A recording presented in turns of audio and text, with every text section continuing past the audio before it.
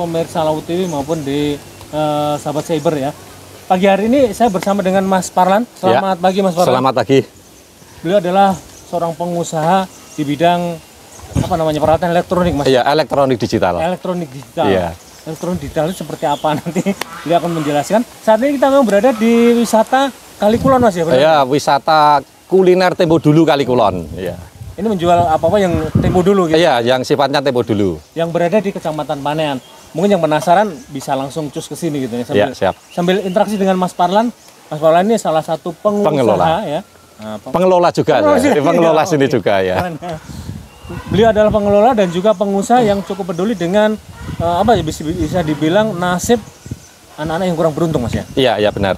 Yatim piatu, mungkin lulusan SMA yang apa ya, bisa dibilang tidak bisa meneruskan sekolah. Iya, benar. Lebih membutuhkan kepada pekerjaan dan peningkatan skill mungkin Mas ya. Iya, benar.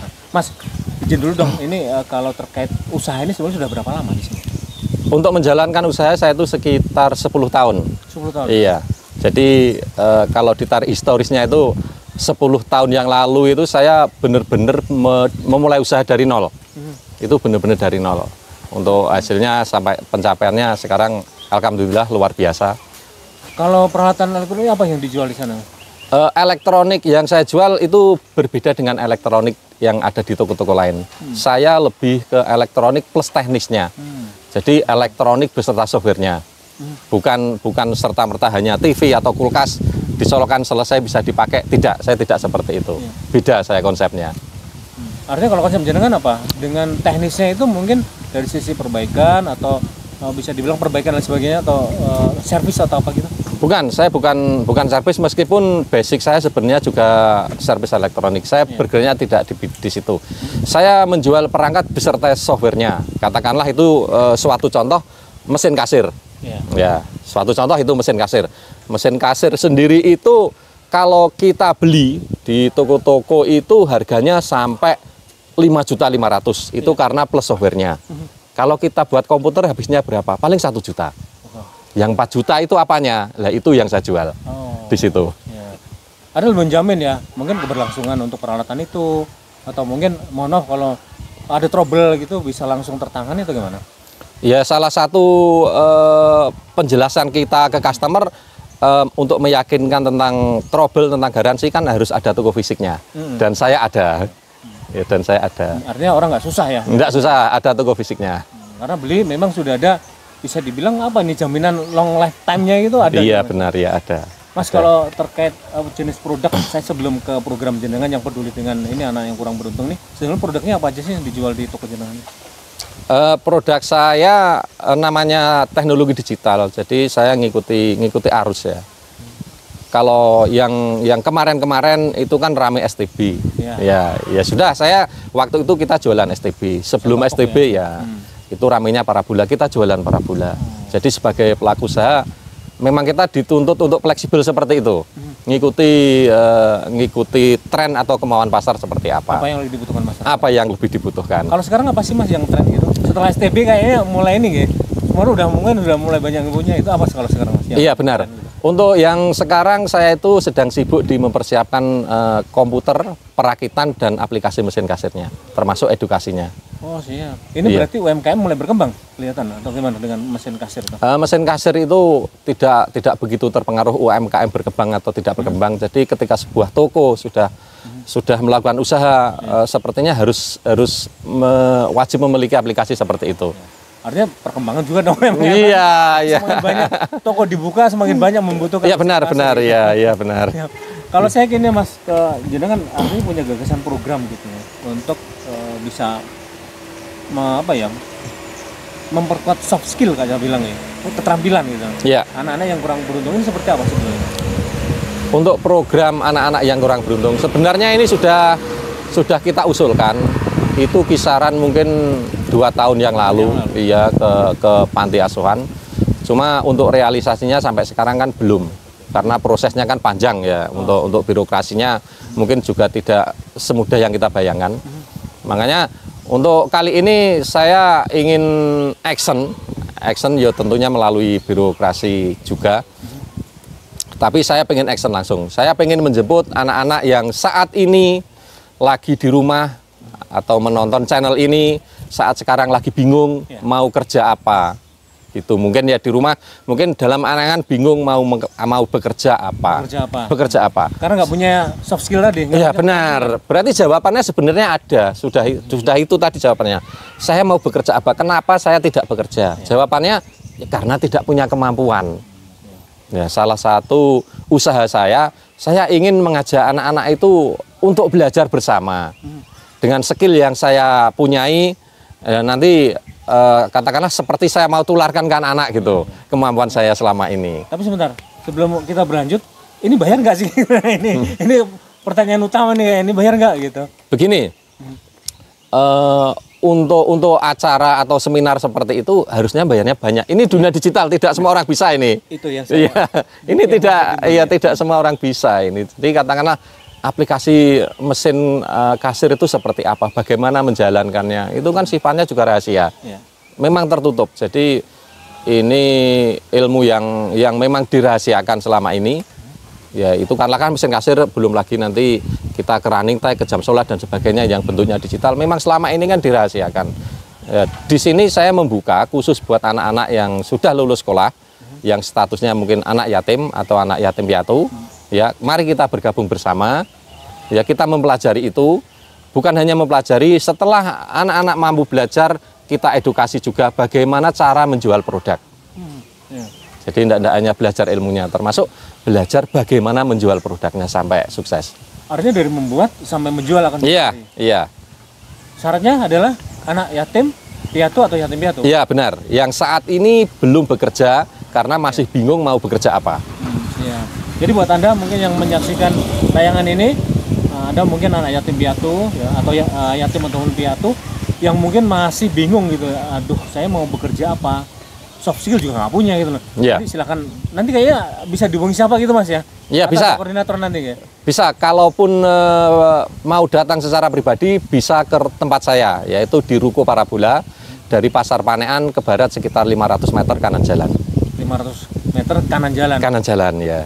Dekat dengan wisata Kulon Kali? Iya, ya? bergandengan dengan tempat wisata. Kalau nggak tahu nanti tanya aja di res itu, Mas. Iya, siap. Gitu pasti tahu. Iya, kalau misalnya enggak mau tanya pakai HP juga bisa, silahkan diketik RDE Teknik, nanti juga RDE muncul. Teknik. Iya, RDE Teknik. RDE Teknik ya? Iya. Silahkan nanti cari di situ akan muncul.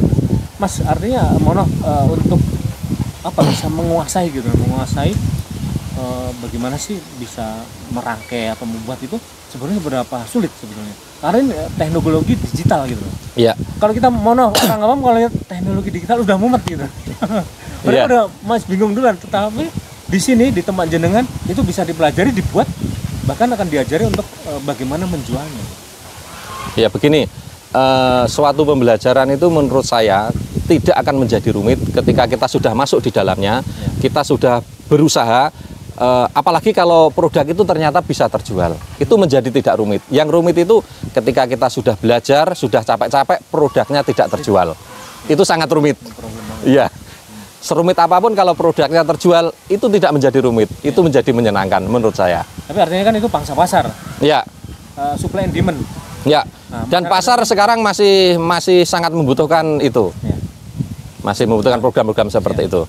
Sebelum itu kita bahas kembali dong ke seberapa rumit sebetulnya untuk belajar teknologi digital untuk lebih mudah ya. Kita pasti melihat semuanya di masjid itu kan ada running tag, ada jadwal zuhur jam sekian ya, itu aja mumet gitu loh. Gimana bikinnya gitu loh, karena harus mengatur waktu, jam sholat maghrib jam sekian, kemudian subuh jam sekian, itu kan butuh pembelajaran yang rumit gak sih sebetulnya gitu pertanyaannya. Iya, kalau kita pikirkan memang itu sangat rumit, apalagi dia mengenal koordinat ya. Jadi itu ada GPS-nya itu. Misalnya jam sholat itu dipasang di Ngawi dengan Magetan, nanti hasil waktu sholatnya juga berbeda. Iya. Kalau kita pikirkan rumit, sangat rumit itu ya. Beda lagi kalau kita sudah masuk ke dalam, sudah masuk ke materi, sudah masuk ke pembelajaran, ternyata tidak serumit itu. Tidak serumit itu. Saya yakin saat ini anak-anak yang masih bingung pekerjaan, yang saat ini di rumah belum punya pekerjaan, belum punya harapan untuk bekerja apa gitu, tidak serumit yang anak-anak bayangkan. Sama sekali tidak. Bergabung dengan saya dan ini gratis. Tidak ada biaya apapun. Tapi artinya sebetulnya kalau sudah masuk nggak akan rumit gitu ya? Tidak akan rumit. Dunia digital tidak serumit orang awam bayangkan. Saya optimis pasti bisa. Sebentar Mas, ada yang tanya apa Mas? Mungkin yang mau belajar butuh berapa waktu dari mulai belajar sampai bisa terjun ke dunia kerja? Berapa bulan atau? Artinya mungkin dari belajar menguasai dulu dan bisa membuat itu butuh berapa lama sih Mas? Target saya begini, jadi target saya itu mulai anak-anak belajar bisa membuat, meskipun membuatnya belum begitu sempurna, bisa jual, outputnya akan jual Mas ya. Kalau sudah bisa jual, sudah bisa buat, sudah belajar, sudah bisa jual, kita anggap sukses. Itu tidak butuh waktu lama. Berapa lama itu? Enggak sampai 1 bulan saya menjamin sudah bisa jual produk. Ini sebetulnya soft skill yang saya bilang langka. Mungkin ya, benar. Sekolah kita cari juga, kursus juga akan kesulitan kita mencari. Tidak akan ada yang mau berbagi. Hal itu gitu. Artinya kesempatan buat Anda yang mungkin kriterianya tadi yatim piatu atau yatim maupun piatu, nah Anda bisa mendaftar di tempatnya Mas Suparlan ini gratis. Ini garis bawah ini perlu banget ini. Iya. Gratis. Bahwa itu gratis. Nah itu. Nah Mas, setelah ini artinya oke, berapa kuota yang akan diterima untuk pembelajaran gratis ini? Saya berharap anak itu banyak peminatnya. Tapi kalaupun tidak banyak, adanya sedikit, kita sedikit dulu enggak apa-apa. Nanti setelah tahu hasilnya kan anak-anak yang lain akan mengikuti. Iya. Artinya berapapun kuota diterima gitu? Iya, saya terima. Meskipun hanya 5 saya terima. Soalnya untuk kuota yang besar kita mulai dari yang kecil dulu. Enggak apa-apa, jadi 5 dulu enggak apa-apa. Tapi sebetulnya ini sayang kalau dilewatkan kalau menurut saya. Kalaupun ada mungkin Mas ya, kalaupun ada saya yakin biayanya juga nggak sedikit ini untuk belajar. Kalaupun ada, mungkin dengan biaya banyak pun belum tentu orang itu mau berbagi. Ya katakanlah contohnya tadi komputer mesin kasir itu harganya di pasaran itu 5 juta per hari ini. Itu sudah diisi aplikasi beserta edukasinya. Kalau kita ngerakit komputer habisnya berapa? Paling habisnya 1 juta. Ada selisih 4 juta Mas itu. Cukup banyak ya? Banyak selisihnya banyak. Mas kalau artinya ini untuk pesertanya, mungkin persyaratannya Mas selain tadi yatim piatu atau yatim piatu, usia berapa sih? Mungkin ada pembatasan, mungkin yang lulus SMA pengen bisa nggak gitu nih? Atau ini kelasnya mungkin setelah lulus SMA atau apa gitu? Untuk saran saya itu yang lulus SMA, soalnya kalau lulus SMP itu biasanya nanti masih dibiayai dari yayasan tertentu. Iya. Jadi kalau lepas SMA memang tidak ada pembiayaan itu. Iya, pembiayaannya dari yayasan itu kan sampai SMA. Yang kita khawatirkan itu sudah lulus SMA, SMP kan dapat biaya, SD, SMP, SMA dapat biaya. Setelah lulus ini nasibnya gimana? Yang kita khawatirkan gitu. Apakah mereka saat ini baik-baik saja, ataukah bingung? Saya yakin mereka saat ini tidak baik-baik saja. Iya, ini. Kekhawatiran seorang pengusaha ini, ini sudah cukup langka loh ya. Kekhawatiran seorang pengusaha yang memperhatikan nasib anak-anak setelah lulus SMA itu mau kemana gitu ya. Iya. Banyak yang nggak kuliah karena terbentur biaya. Iya. Kalau mau kerja, skillnya juga belum dapat. Nah, ini peluang buat Anda yang sudah lulus SMA, nggak punya biaya, nggak punya skill. Mas kalau nanti dari soft skill yang mau ditaruhkan ada berapa jenis? Ada berapa jenis? Tadi ada mesin kasir. Iya. Kemudian jam digital juga gitu. Iya. Nah selain itu apa Mas? Mungkin saat ini yang menarik ada beberapa ya. Kalau hanya jualan elektronik itu terlalu biasa itu. Itu enggak ada istimewanya. Jadi kita edukasi atau kita ajari untuk hal-hal yang barang elektronik tapi harus ada teknik-teknik tertentu buat jualnya. Sehingga menjadi mahal, termasuk untuk saat ini ada 2 tadi, yaitu jam digital. Mungkin nanti kalau memang anaknya itu serius, kita bisa mengarah ke Videotron, paparan reklame itu kita juga menguasai. Ya, untuk berikutnya kita tawarkan juga aplikasi mesin kasir beserta perakitan komputernya. Ada 3 basic ya? Tadi Videotron bisa. Videotron itu basicnya dari jam digital juga. Ya, jadi ada 2. Ada 2. Sama mesin tingkat lanjut. Dan ini kan memang apa ya, bisa dibilang ini sangat dibutuhkan gitu. Untuk prospek pasar sebenarnya cukup bagus. Iya. Seberapa banyak sih sebetulnya Mono bisa diukur nanti dalam sehari ini membutuhkan berapa sih sebetulnya kalau yang laku dijual gitu Mas? Peminat jam sholat untuk saat ini lumayan banyak. Artian banyak itu yang produksi itu jarang-jarang. Untuk di Magetan itu kayaknya hampir saya sendiri. Iya, untuk di masjid-masjid itu hampir saya sendiri. Jadi peminatnya sangat banyak, masih sangat banyak. Apalagi nanti kalau anak-anak itu sudah bisa menjual dengan harga mungkin lebih murah dari yang di pasaran, saya optimis penjualannya itu peminatnya banyak sekali. Dan mungkin nggak cuma di masjid aja gitu, karena mungkin sudah terjangkau oleh masyarakat, mungkin bisa setiap rumah punya gitu. Iya, soalnya kalau jam sholat itu tidak serta-merta jam sholat, kan ada running tag, kayak di rumah sakit yang tulisannya selamat datang, terus papan reklame, itu kita juga menguasai. Juga mau kita ajarkan ke anak-anak yang saat ini sedang di rumah, sedang menonton channel ini. Mungkin nggak cuma di masjid nanti ya, di swalayan, di toko, dimanapun ini bisa nanti untuk running tag-nya itu, Mas? Iya, memang itu papan iklan yang paling efisien, soalnya bisa digonta-ganti sewaktu-waktu.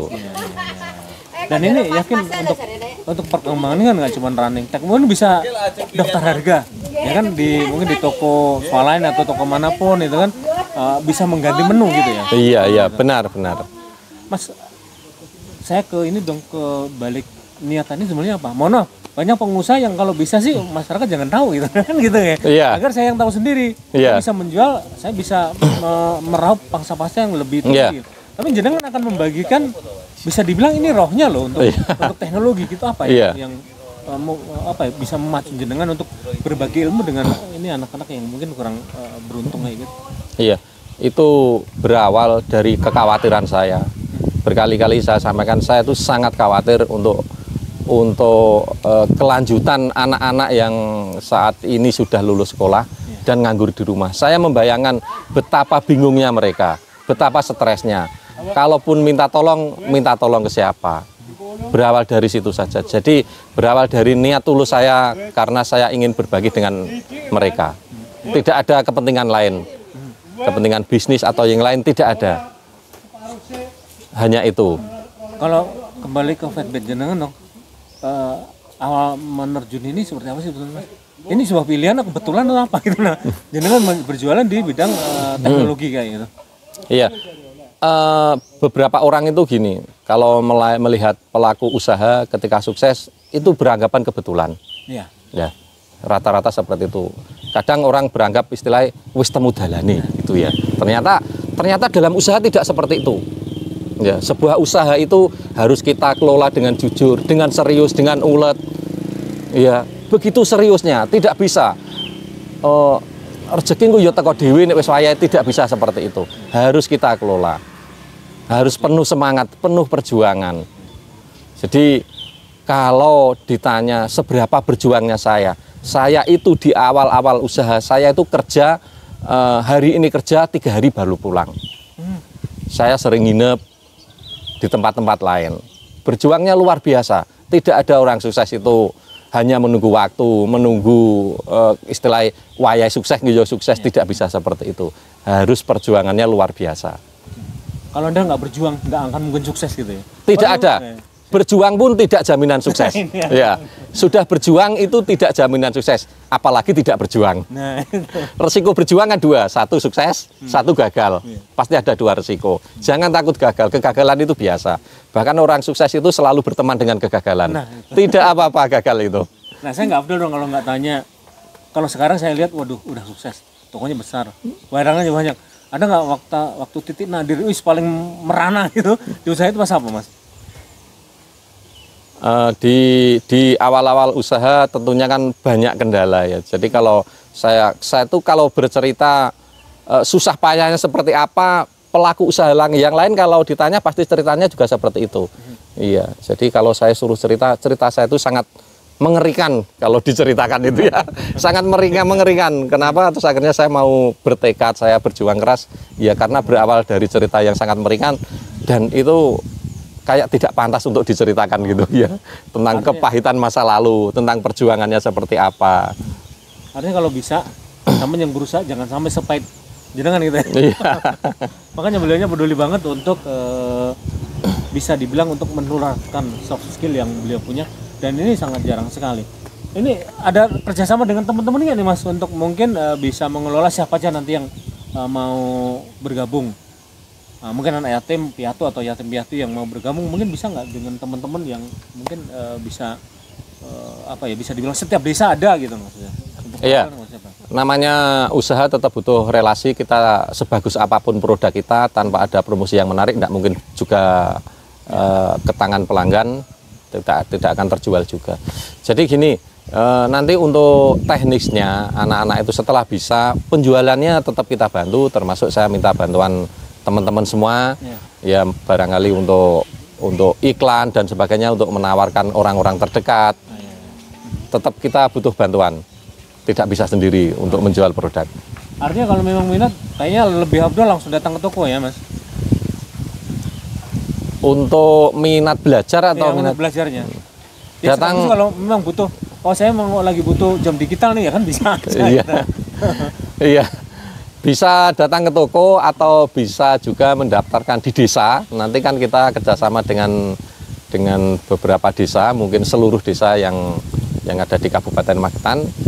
Mungkin nanti ada sosialisasinya untuk pendaftarannya bagaimana. Monggo dari jenengan nanti sosialisasi seperti apa. Atau mungkin dari yayasan nanti ada yang menyampaikan juga. Mungkin nanti sudah, iya ada yang menyampaikan juga untuk sosialisasi seperti apa. Dan ini tidak hanya di dunia digital. Ini kan dunia digital kan ini dari saya. Nanti masih ada pembelajaran yang lain. Mungkin nanti ada kuliner, mungkin nanti ada penjahit atau hal-hal yang lain yang saya sendiri tidak tahu. Banyak kok nanti. Artinya masih nunggu feedbacknya, jenengan butuh apa gitu atau gimana itu? Iya, nanti anak-anak kita kumpul dulu ya. Kita ngobrol-ngobrol dulu, minat dan bakatnya anak itu di bidang apa. Artinya nggak tertutup cuman di bidang teknologi digital. Soft skill untuk kuliner, untuk mungkin yang lainnya terbuka kemungkinan untuk dibuatkan pelatihan gitu Mas? Iya, dan itu nanti tentunya melibatkan banyak pihak ya. Termasuk dari media, dari pihak-pihak yang lain tentunya banyak nanti. Ini basarnya mau nanya nih Mas, nanya Mas gini, monggo. Itu tadi kan kerjasama dengan desa-desa. Selama ini udah kerjasama dengan maksudnya mitra atau upaya dari pemerintah belum untuk memudahkan ke desa-desa itu atau langsung dari sini langsung ke desa. Oh siap. Ada sejauh ini jembatannya udah ada nggak Mas atau sudah apa yang diupayakan oleh jenengan? Mungkin bisa menggandeng tadi ya untuk bisa langsung ke desa. Di atau PMD lah. Dinas yang lain gitu. Iya. Dulu itu waktu di awal program kita itu pernah mendatangi beberapa desa. Kita mengedukasi beberapa anak di situ. Cuma untuk kelanjutannya anak itu kurang banyak peminatnya, kurang sosialisasinya. Mungkin yang akan datang ini kita mendatangi anak secara langsung. Jadi saya dan teman-teman dari yayasan mendatangi anak-anak secara langsung, tapi dengan izin dari desa juga. Kita datangi, kita tanya masalahnya itu apa, sehingga anak itu mau bergabung dengan kita. Oh, siap. Iya. Artinya masih nyari peserta aja, kayaknya belum sosialisasinya belum kena gitu Mas ya? Belum, mungkin dengan cara seperti ini nanti mengena ini. Ada lagi pertanyaan Mas? Saya mau tanya ke BPD. Pelatihannya tetap di yayasan sini ya? Nah nanti untuk teknisnya, pelaksanaan. Misal dari desa berminat anak sekian, pengen belajar ini, untuk lokasinya di mana, terus pelaksanaan nanti pulang pergi atau ada mes di situ. Untuk teknisnya kita coba dulu Mas, kita coba kumpulkan beberapa anak, kita adakan pembelajaran, nanti perkembangannya bagaimana. Kalau memang anaknya itu banyak ya kita carikan tempat. Kita harus nunggu respon dari anak-anak juga ini. Minatnya seperti apa gitu ya? Iya, minatnya seperti apa. Kondisional. Iya, kondisional ya. Kalau banyak mau nggak mau kita harus cari tempat gitu. Iya, kalau memang banyak kita carikan tempat. Gitu. Ini teman BPD ada yang bantu ini Mas? Enggak, yang jelas apakah nanti itu tidak membebankan masnya sendiri karena gratis tadi. Ini. Apakah jenengan udah siap dengan konsekuensi ya? Apa nggak tekor? Atau memang masnya Mas Parlan ini memang mendharma baktikan untuk anak-anak yang kurang mampu? Ya. Sih sebenarnya ini penting ini ya. Ya, salah satunya itu memang saya itu sudah bertekad. Jadi sebagian waktu saya memang untuk pembelajaran anak-anak itu. Saya sudah punya tekad seperti itu. Dan seluruh keluarga juga menyetujui, jadi tidak ada masalah dengan itu. Saya sudah punya tekad kuat. Artinya kalau bisa dibilang pilot projectnya, kita kan pastinya harus tes dulu gitu Mas. Ini nanti kemampuan berapa anak yang akan ditampung, dan dari sini kan bisa melihat tolak ukurnya. Mohon 10 jadi, mungkin banyak lagi peminat yang akan mendaftar gitu. Ada pilot project nggak untuk itu sejauh ini? Kalau anaknya sendiri misalnya ada 10, kita ajari 10, ya setelah 10 ini sukses, saya yakin anak-anak yang lain kan juga akan nyusul. Iya, nanti output saya itu di bagian penjualannya. Iya, outputnya itu di bagian penjualannya. Karena siap menampung semua produk ini yang ikut pelatihan untuk dijualkan atau gimana tuh? Kita jual bersama, kita mengedukasi bagaimana cara menjual produk. Iya. Peserta nanti diajarkan bagaimana sih menjual itu? Gitu? Iya, bagaimana cara menjual produknya sampai pada akhirnya bisa terjual. Ada lagi Mas? Ada dari sisi anggaran tadi memang sudah ada ya dianggarkan untuk hal itu gitu. Iya. Dari menarik ini bisa membantu pemerintah sendiri yang saat ini mungkin juga getol dengan minimnya anggaran. Jadi pemerintah kita juga didukung, juga dibantu oleh Mas Parlon juga. Nah, artinya udah ada sempat ngobrol nggak Mas dengan dinas terkait? Biasanya dinas sosial, Disnaker. Sejauh ini, sejauh ini belum. Sejauh ini belum. Dan ini memang baru memulai. Mungkin setelah ini kita kondisikan. Siap. Iya. Tes ombak gitu Mas. Ini mau kemana gitu?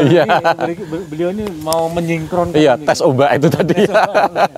Ya moga nanti masyarakat akan minat gitu nanti akan kita lihat dan akan kita pantau dengan teman-teman itu Mas ya. Ya, siap. Bagaimana pelaksanaan agar ini juga program saya pikir bagus gitu ya untuk membantu mengentaskan pengangguran. Ya. Pasti ya. Kemudian biaya untuk belajar itu sebenarnya mahal loh Mas. Apalagi dengan belajar teknologi digital gitu nah. Iya. Ada kursus yang taruhlah kayak mereparasi HP gitu aja lumayan mahal gitu nah. Iya. Mungkin sekali pertemuan bisa di atas 500.000 gitu nah. Ada teman-teman saya sempat ikut pelatihan itu pun baru 1 item gitu loh. Dan itu pun tidak menjamin ya. Itu pun tidak menjamin untuk bisa bekerja.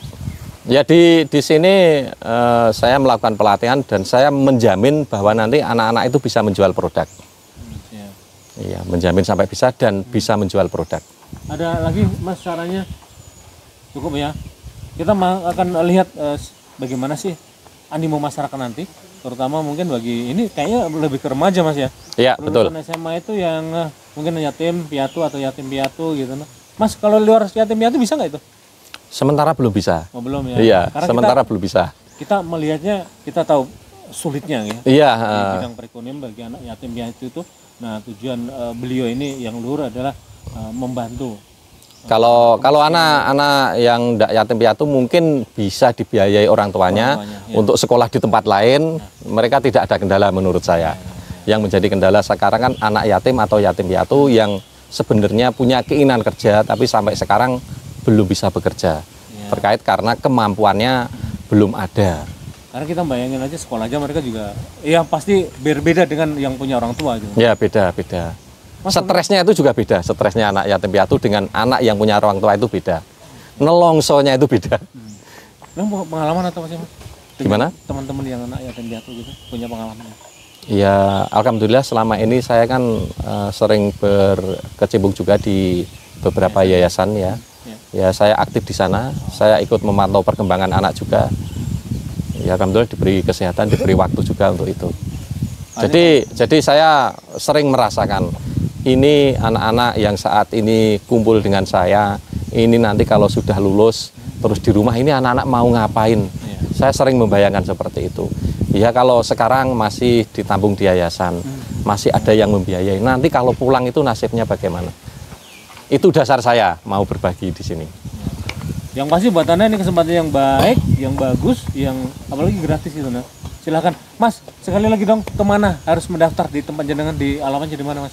Ya pendaftaran nanti ada setelah sosialisasi bisa di berbagai yayasan panti asuhan itu yang pertama. Bisa langsung ke tempat saya di Ruko Parabula Barat Pasar Panean atau bisa juga ke desa-desa. Nanti setelah sosialisasi dan setelah ini mungkin nanti sosialisasinya disegerakan. Rencana kapan sih Mas untuk oke kita running untuk menerima pendaftar? Ya. Setelah ini pun bisa, setelah anak-anak melihat video ini dan semangat pengen segera punya keterampilan, segera datang ke tempat saya bisa. Mungkin nomor HP-nya Mas? Ya. Atau cek di Google.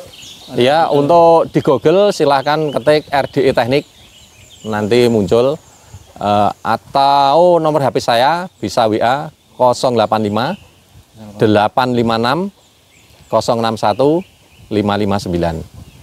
Kalau masih bingung nanti kita tayangkan atau kita catat di bawah. Iya, di bawah ini ya. Di bawah ini. Silahkan. Ini yatim piatu Mas.